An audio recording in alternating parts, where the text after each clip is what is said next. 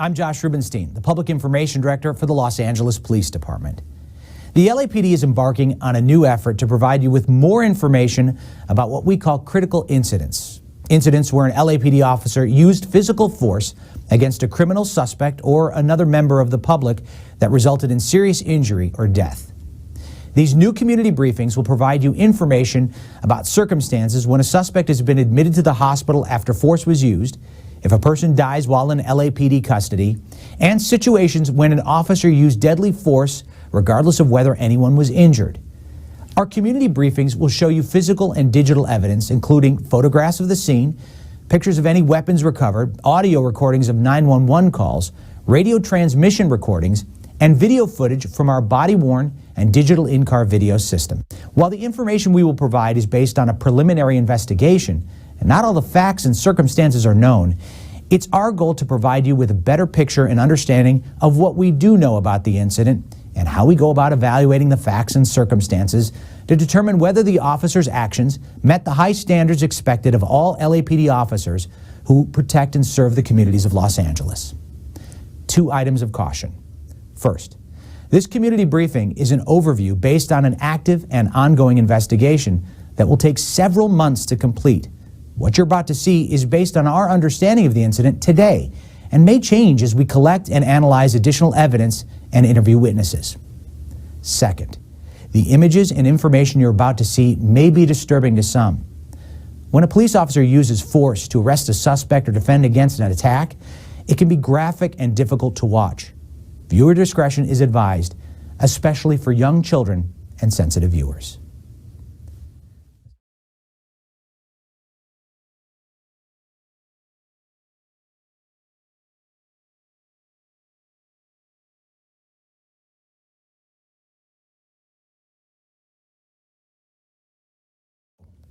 I'm Commander Alan Hamilton of the LAPD's Force Investigation Division, or FID.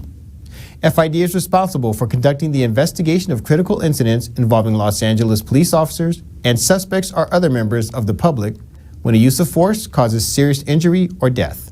In this community briefing, we will be providing you with information about a death that occurred after the arrest of a prowling suspect on May 6, 2018 in LAPD's Newton area.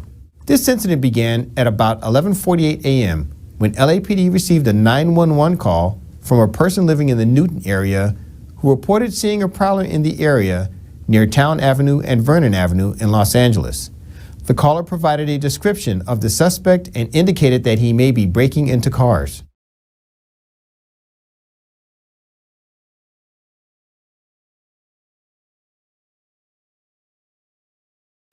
Emergency operator 685. Hello, I'd like to report a suspicious person. What's the person doing? He's just walking into people's property with a brick. He's just looking around in the area. What's the address where he's at, sir? Right now it's on Vermont and Town Avenue. Town Street, yeah. Is he in front of a house right now, sir? Yes, okay. Correct. And let's see. Okay, and the guy, is he black, white, Hispanic, or Asian? He's Hispanic. He's wearing a gray shirt. Around 30, I'd say. He's in his 30s? Okay, and he's wearing a gray shirt. What color pants or shorts? Well, from right now we can't see him. We only saw his shirt and he has a cap. What color cap? Blue. And he has a brick in his hand? From what we see, he was in front of our property and with a brick, but right now he's in the middle of the street and we're not sure if we can see the brick in his hand. Okay, so he's in the middle of the street right now? Yeah. Okay, okay, well, we'll get somebody out there as soon as possible, okay? All right, thank you. Okay, bye-bye. Hey, Newton Unit, prowler complaint. Suspect is down the middle of the street. Suspect is a male Hispanic in his 30s, wearing a blue cap, gray shirt, armed with a brick. No further code to us than 2152, RU 252. 2 patrol officers in LAPD's Newton area were assigned the call and responded to the 4400 block of Town Avenue to investigate.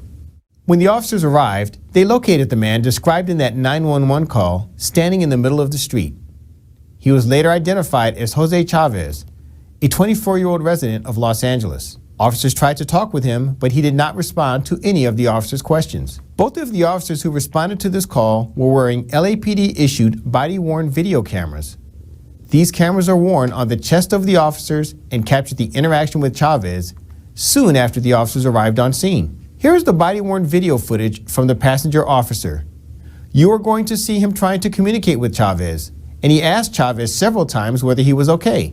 He also asked if he needs any medical attention. Chavez does not respond and instead stands silently in the roadway at a distance. Hey, bud. Hey.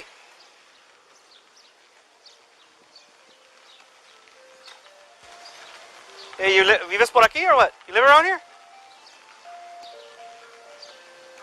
Everything good? Don't reach into your pocket, bud.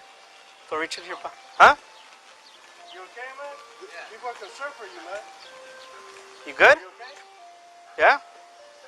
What's going on? Where do you stay at? You gonna talk to us or what? Okay, we're asking if you're okay. You gonna answer me, dude, or not? We're just making sure you're good. You need any medical attention or anything like that? Hey, you gonna go home or what? You can't be hanging around here, dude, going to, house to house, okay? Scaring people, man. Yeah. So just call it a morning and go home, all right? Where do you live at? Okay. All right, dude, have a good one. Just get out of the street. 6 minutes later, Chavez moves to the middle of the road, while officers try again to communicate with him. Hey, get out of the street, man. You gotta get out of the street, bud. At this point, the officers request an additional unit and a supervisor. It's 1371 that's requesting 13 out 130 verify you are responding to so response southbound from Vernon only. L130 copy. Approximately 4 minutes later, Chavez becomes agitated and approaches the officers. The passenger officer, unsure at this point if Chavez was armed, drew his handgun from his holster and held it pointed toward the ground in what we call a low-ready position.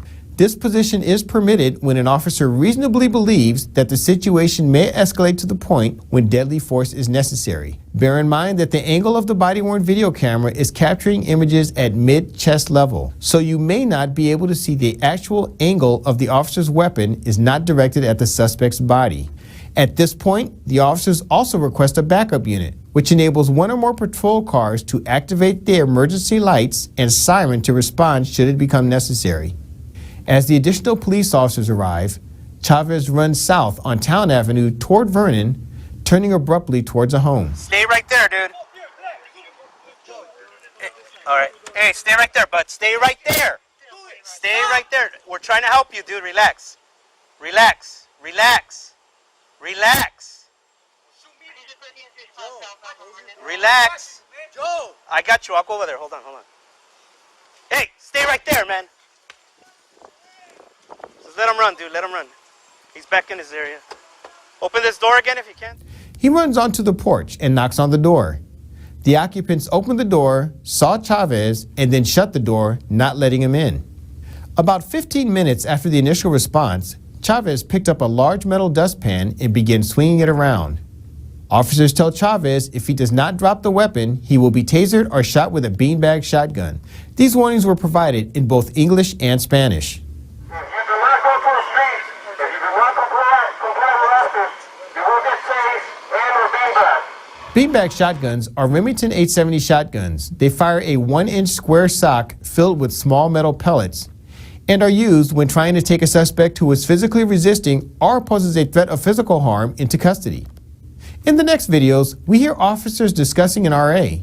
An RA is a rescue ambulance staffed by paramedics and emergency medical technicians from the Los Angeles Fire Department. The first responding supervisor called the ambulance at 1:14 p.m. while Chavez was still standing on the porch. He had them stand by near the scene until it was safe for them to approach. We're gonna give the RA a couple of minutes to get here, so we have it ready to go. Yeah. Chavez does not comply with the officer's directions to drop the weapon, and the officer then fires the beanbag rounds, striking him several times, but with little or no effect on Chavez. Watch him. Hold on. Beanbag up. Right behind you. I'm right behind you, dude. I'm right behind you. Hey, drop it, dude. Come on. I got you over here. Third warning. You're gonna be taser or beanbag if you don't drop the weapon. Okay, hey, beanbag, do you have a beat? I got Beanbag only. I got one. Okay. Beanbag ready.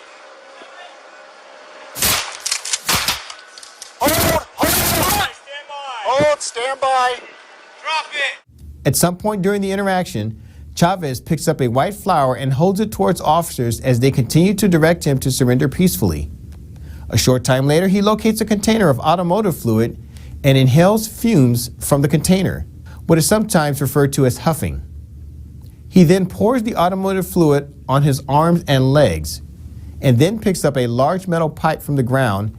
Officers again warn Chavez to drop the weapon and advise him that they may use a taser if he does not comply. When he doesn't drop the pipe, they fire additional beanbag rounds at him. Don't do that.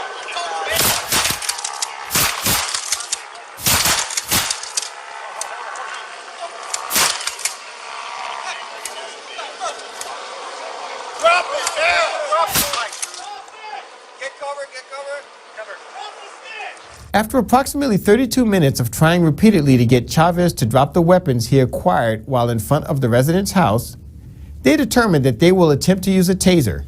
You can hear the officers in the background planning their approach, which includes an arrest team. This is a group of officers with assigned roles, including an officer assigned to less lethal force, officers that control the arms and the legs, and an officer assigned to lethal force if it becomes necessary. I need a taser ready. Taser ready. Stand by. Come here. Come here, bud. What's that? Beanbags, listen up. We're going to walk up on him, one long gun, two beanbags. All right? And then we're going to have a taser. Arrest him.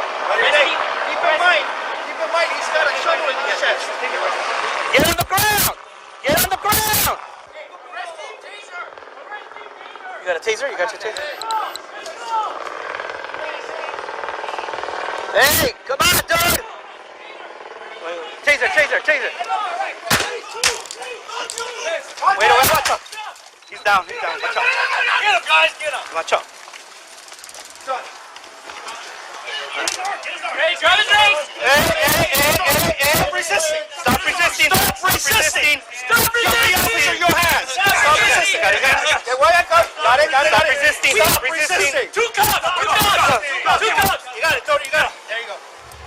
Chavez's arms are secured with two sets of handcuffs, which expands the distance between his arms and reduces constriction of his chest. Get the other hand. Wait, hold on. It's my hand. Hobble. I need a hobble. He's really hard. You got that? Hobble. Hey, he's lifting me up with the street. I got a hobble. Where's your arm? Everybody holding him. Watch the cup. Holding him. Somebody hold the cup. I got his hand. Hold on. Okay. He's gonna kick. You gotta move, bro. No, stay where you're at. Wait. Don't lose it. Hold on. Stay where you're at. Where's the third? Wait, okay, wait, watch it. I got him. Make sure he doesn't move. Is it arm? I got your Charles. You got it. All right. Watch your hand. Watch your hand. Let's wrist. Go. It's this guy. Watch your finger. Got it. All right, hold on. Hey. Relax, dude. Relax, bud. Hey, let's put him on the side. Let's go. I'll get a ticket. Wait us. Relax, okay? Stop fighting. We will take care of it. Right. Hey, be the fit, motherfuckers. After he is cuffed, the officers move Chavez to a safer location on the front lawn while other officers check to make sure the residents of the home are safe and that there are no safety threats. The entire incident at this point lasted just under 2 hours. Despite being handcuffed, Chavez continued to physically resist the officers while on the ground. Stop doing that, dude. Relax, dude. Oh, you got my right for me. Hey, relax, dude. Relax. Grab the elbow. Grab the other side. All right.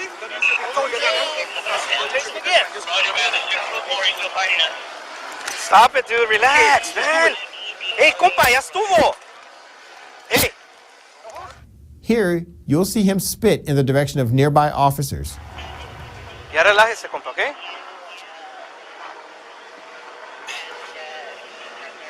end up being a strap down there? I don't know. Hey, don't spit, dude. Yo, hey, please stop spitting, bro. We'll get you some water in a second. Anybody got spit up? They went to go get one, Thompson. Leave him right there, he's good. He's got his head to the side, so he's good right there. Put his head on the grass or bang it. Yeah, póntela aquí, sacate. Ahí mero. No se mueva, okay? That same supervisor also requested a mental evaluation unit, but none were available at the time. The mental evaluation unit partners police officers with clinicians that specialize in mental illness. When Chavez was handcuffed, the officers noticed that his breathing became labored and eventually stopped. Officers immediately notified LAFD of his status. How's his breathing there, guys? He's kind of making jerky motions. Okay, let's get him on the side. Let's get him on the side. Okay. Get him here now. Yeah. As soon as this occurred, LAFD began treatment. The LAFD paramedics transported Chavez to USC Medical Center where he was treated by emergency room physicians, but he was pronounced dead at 2:46 p.m. At the time of the incident, Chavez was 24 years old and had several prior arrests for assault with a deadly weapon, battery with great bodily injury, resisting police officers, and possession of a controlled substance. We are awaiting the results of the Los Angeles County Coroner's autopsy and the return of toxicology tests of Chavez's blood to determine the cause of death and whether Chavez was under the influence of any drugs or alcohol. The LAPD is committed to bringing you information in a variety of ways so that you can get a full understanding of the complexities of policing, the challenges officers face in the line of duty, and when officers may use force to make an arrest or to defend themselves or another. We hope these community briefings will provide you an opportunity to learn about these critical incidents based on the information we currently have. Thank you for joining us for this first community briefing.